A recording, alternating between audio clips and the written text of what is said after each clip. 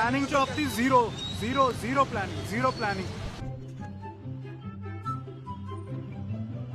तर सांगतो इतका वर्स्ट एक्सपिरियन्स आहे ना, म्हणजे असं वाटलं होतं की मे बी लवकर पोहोचू. कसं आहे ट्रॅफिक? प्रचंड ट्रॅफिक आहे. सिंहगड रोड सुधरू शकत नाही.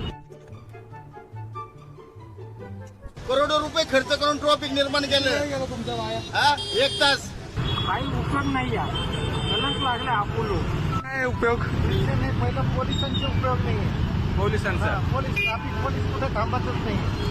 आता सिंहगड रोडच्या पब्लिकसाठी जो नवीन ब्रिज केला आहे, ज्यांना माहित नाही त्यांना सांगतो. सिंहगड रोडला एक ब्रिज केलेला आहे. राजाराम पुलापासून ते फन टाइमला उतरतो, वडगावच्या ब्रिजच्या थोडंसं अलीकडे तो संपतो. म्हणजे 3 किलोमीटरचा पुण्यातला आजपर्यंत मला वाटतं सगळ्यात मोठा ब्रिज लांबीचा तोच असेल. आणि उद्घाटनाच्या नंतर एवढं ट्रॅफिक चाललेत तिथून, आणि त्या ब्रिजवाल्याला गव्हर्नमेंटला आणि पोलिसांना हे करतात, ते दोष देतात.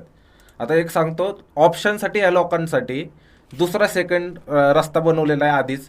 कॅनेलच्या कडेने एक केलेला आहे. आपल्या पर्वतीपासून जर तुम्ही आलात तर तिथे एक छोटासा रोड आहे. तिथून जनतापासून मेन मोठा रोड तो ह्याचा सिमेंटचा रोड चालू होतो, आणि तिथून तो डायरेक्ट बहुतेक तो पण फन टाइम पर्यंत जातोय. आणि त्यानंतर विठ्ठलवाडीची तिथं आणखी एक जुना रोड आहे कॅनेलच्या पलीकडच्या बाजूने, जो ह्याच्या दामोदर नगर वगैरे त्या साईडने जातो. तरी आता जर नवीन ब्रिज आहे, त्या एकाच ब्रिजवरून एवढी सगळी कार्टी गेली, हे पब्लिक काय कमी आहे का? आता जे दिसतंय ह्याच्यामध्ये एकाच ब्रिजवरून सगळे चाललेत, मग ट्रॅफिक होणार नाही तर काय होणार आहे?